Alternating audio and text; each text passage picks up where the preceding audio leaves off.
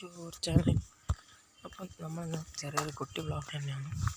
രാവിലെ തന്നെ എനിക്കൊന്ന് കടയിൽ പോയിട്ട് വരാമെന്ന് വെച്ച് ഒരു സാധനം വാങ്ങേണ്ടതിന് മുമ്പ് രാവിലെ തന്നെ ഒന്ന് കടയിൽ പോകാമെന്ന് വെച്ച് അങ്ങനെ കടയിലേക്ക് പോയിക്കൊണ്ടിരിക്കാൻ എൻ്റെ വീടിൻ്റെ അടുത്ത് ഫുള്ള് വയലൊക്കെ ആയതുകൊണ്ട് എന്താ പറയുക, നല്ല രസമുണ്ടാകും പോയി വരാനൊക്കെ.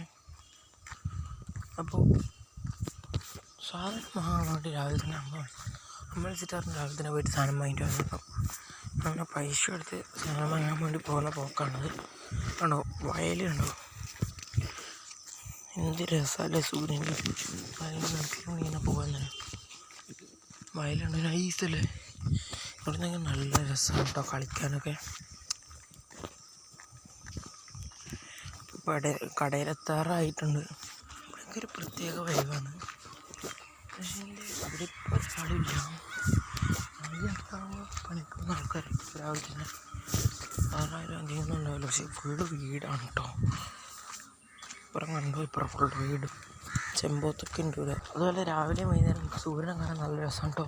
ഇപ്പോൾ രാവിലെ ആ പോയിന്റിൽ അവിടെ നിങ്ങൾ കാണാൻ കഴിയും. വൈകുന്നേരം ആയി കഴിഞ്ഞാൽ എന്താ പറയുക, കിടിലം വ്യൂ ഉണ്ടോ.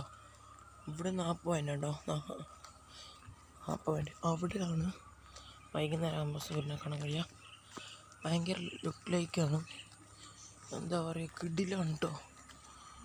അതുപോലെ നമ്മുടെ നാട്ടിലൊരു കുഴപ്പമുണ്ട്, മൈന ഉണ്ടായിരുന്നു. അതിനിപ്പോൾ എന്താ പറയുക, മൈന കുഴപ്പമില്ല. പക്ഷേ മൈന ഇടയിൽ ചില സമയങ്ങളിൽ ഉണ്ടാവുക. ചില പക്ഷികൾ ചിലപ്പോൾ റോഡിൽ വീടുന്ന് കണ്ടു കഴിഞ്ഞാൽ പെട്ടെന്ന് പേടിച്ചു. കാരണം ചില സമയങ്ങളിൽ ഒറ്റ മൈനകൾ മാത്രമേ അങ്ങനെ വീട്ടിലുള്ളൂ. അപ്പോൾ 2 മൈന ഉണ്ടായ സമയത്തുണ്ടായാലും നമ്മൾ ചില സമയം ഒറ്റ മൈനിനെ കാണാൻ കഴിയുന്നുള്ളൂ. അപ്പോൾ അതാണ് പെട്ടെന്ന് പേടിച്ച് പോകാറ് ചില പക്ഷികൾ കഴിയുമ്പോൾ.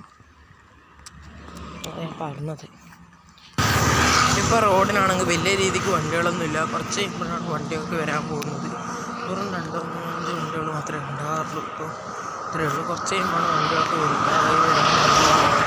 ഇന്ന് ചെറിയ പെരുന്നാളായതുകൊണ്ട് കടയൊന്നും തുറന്നില്ല, എല്ലാം കൂടിയിട്ടുണ്ട്. പക്ഷേ ചില വീട് തുറന്നില്ല. അപ്പോൾ ഇന്ന് ചെറിയ പെരുന്നാളായതുകൊണ്ട് ഫുള്ളാളുണ്ട്.